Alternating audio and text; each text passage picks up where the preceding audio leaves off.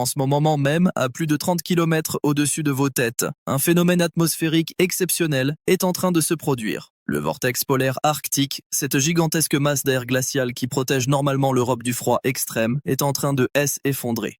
Et les conséquences pour la France pourraient être spectaculaires. Les vents autour du vortex sont tombés à seulement 4 mètres par seconde. C'est quasiment l'arrêt total. Pour vous donner une idée, c'est comme si le couvercle d'une immense casserole d'air glacial venait de se soulever au-dessus du pôle Nord. Et cet air, il faut bien qu'il aille quelque part. Devinez où il se dirige en ce moment. Droit sur la France. Ce que vous allez apprendre dans les prochaines minutes pourrait littéralement changer la façon dont vous allez organiser vos 2 prochaines semaines. Parce que je vais couvrir chaque grande ville française, une par une, avec des dates précises, des températures précises, et surtout le moment exact où le froid va frapper chez vous. Mais il y a une information cruciale que la plupart des gens ignorent complètement. C'est à la minute 5 que je vous expliquerai pourquoi cet effondrement du vortex polaire est fondamentalement différent de tout ce que nous avons connu ces dernières années. Et croyez-moi, ce détail change absolument tout pour la suite de votre mois de février. Si vous avez des proches dans une autre région de France, partagez cette vidéo maintenant, avant d'oublier. Ce qui arrive concerne tout le monde.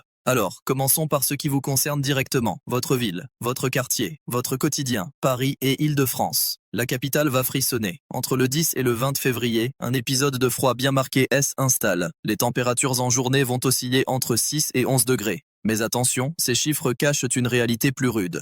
Autour du 13 et du 14 février, le mercure pourrait ne pas dépasser 7 à 8 degrés l'après-midi. Et la nuit, on plonge vers 0 degré, voire moins 1 degré aux alentours du 20 février. Si vous vous tenez sur le pont des Arts au crépuscule, votre souffle se transformera en volute blanche. L'humidité va se maintenir autour de 82%. Ce froid-là, c'est celui qui s'insinue jusqu'aux os. 4 heures d'ensoleillement par jour maximum. Le ciel parisien arborera ce gris-argent si caractéristique pendant des jours entiers. Et ce N est que le début. Ne zappez surtout pas la suite parce que dans quelques instants, je vous révèle quelle ville française va être la plus durement touchée. La réponse va vous surprendre. Lille et les Hauts-de-France. Le Grand Nord français entre dans la zone de turbulence. Au cœur de la mi-février, les maximales en journée plafonnent à 7,7 degrés. La nuit, on descend à 1,4 degrés. Mais la journée la plus froide, c'est le 14 février, jour de la Saint-Valentin. Cruelle ironie. Les températures pourraient ne pas dépasser 0,5 degrés. Le givre blanchira les toitures du vieux Lille au petit matin. Les flaques de eau gèleront sur les trottoirs pendant la nuit. Et il y a pire.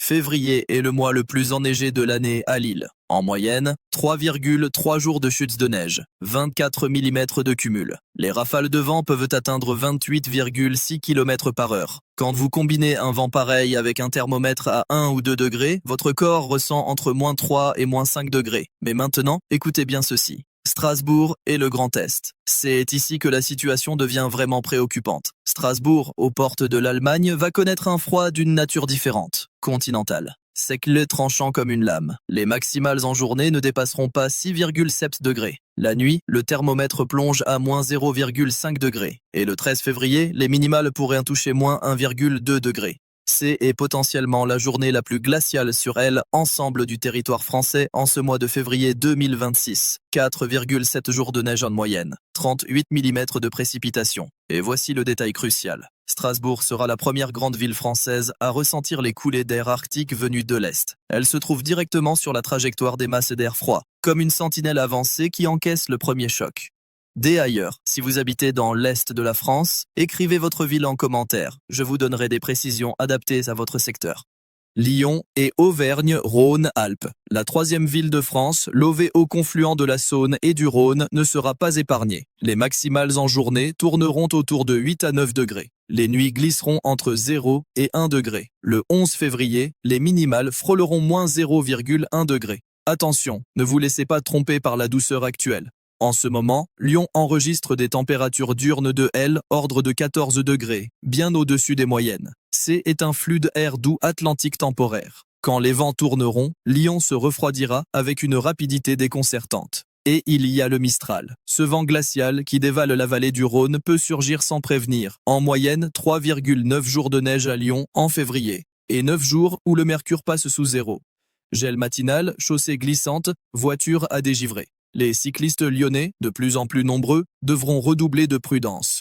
Si vous êtes à Lyon ou dans la région, je vous recommande de prêter une attention particulière aux premières heures de la matinée. 31% du temps en février, le mercure passe sous zéro à Lyon. C'est presque un jour sur 3. Les routes seront traîtresses au petit matin. Ne manquez pas la partie suivante. Je vais vous expliquer pourquoi même le sud de la France n'est pas à l'abri cette fois-ci. Bordeaux est la façade atlantique. On pourrait penser que l'océan protège Bordeaux. C'est partiellement vrai. Les maximales atteignent 10 à 11 degrés en journée. Les nuits descendent à 3 à 5 degrés. Rarement en dessous de 0. 6 jours de pluie en février. Seulement 23 mm de cumul. La neige est très rare. Un jour maximum.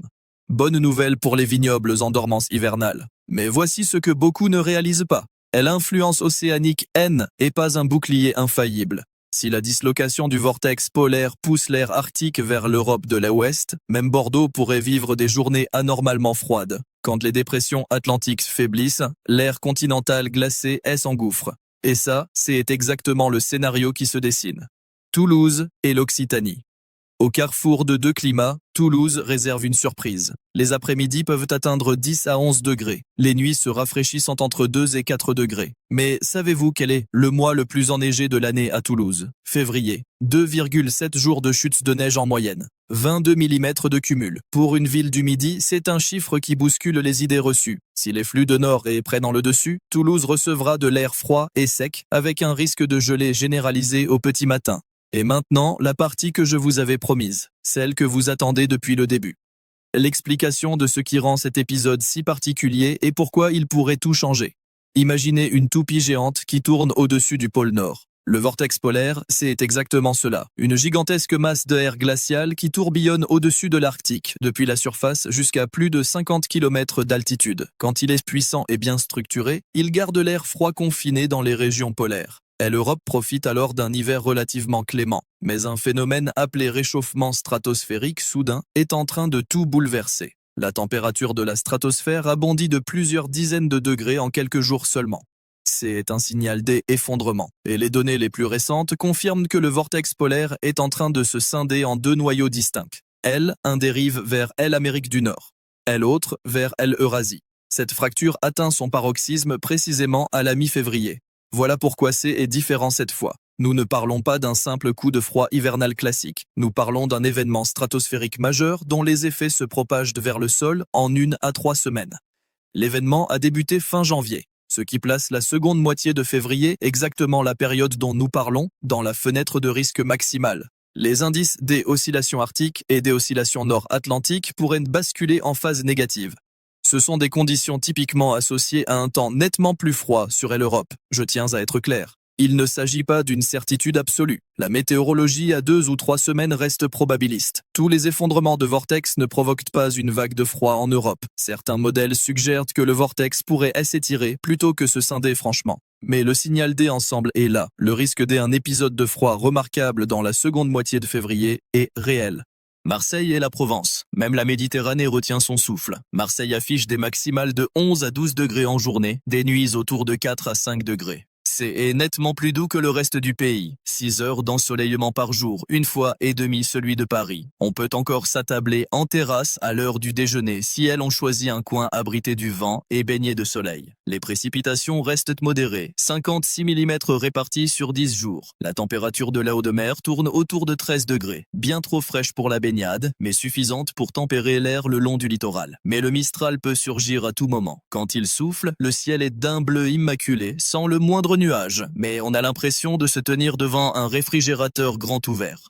La température ressentie chute bien en dessous de ce qu'affiche le thermomètre. Et si l'air arctique atteint le sud de l'Europe suite à l'effondrement du vortex, même Marseille devra se couvrir. Nice et la Côte d'Azur, le dernier refuge de la douceur française. Protégé au nord par la barrière des Alpes, tourné vers la Méditerranée au sud, Nice jouit du climat le plus doux de France en hiver. Des après-midi à 11 ou 12 degrés en février. Les nuits descendent rarement en dessous de 5 à 6 degrés. Une balade sur la colline du château, un tour dans le vieux Nice, un café sur le cours Saléa, tout cela reste parfaitement possible en février. La neige y est un événement rarissime, un jour tout au plus, avec un cumul dérisoire qui fond généralement dans la journée. L'ensoleillement est le plus généreux de toutes les villes françaises en cette période. Mais souvenez-vous de 2018. Une vague de froid exceptionnelle avait blanchi le littoral de la Riviera, à la stupéfaction du monde entier. Si le vortex polaire libère suffisamment d'air arctique, Nice pourrait vivre quelques nuits proches de 0 degré. Rare, mais l'histoire nous montre que ce N est pas impossible. Nantes et l'Ouest. Climat océanique classique, mais ne sous-estimez pas ce que cela signifie en février. Des maximales de 9 à 10 degrés. Des nuits entre 3 et 5 degrés. 14 jours de pluie en février. Pratiquement un jour sur deux. C'est une des villes les plus pluvieuses de France à cette période. La neige est exceptionnelle, à peine un demi-jour en moyenne. Mais 6 jours dans le mois, le thermomètre nantais passe sous zéro, soit 21% du temps. Ce N n'est pas négligeable pour une ville proche de l'océan. Le vent marin chargé d'humidité rend le froid beaucoup plus pénétrant que ce que le thermomètre indique. C'est ce froid humide qui traverse les vêtements et qui fatigue le corps. Montpellier. Une éclaircie bienvenue dans ce tableau hivernal. Seulement 18 mm de précipitations en février, le cumul le plus faible de toute la France.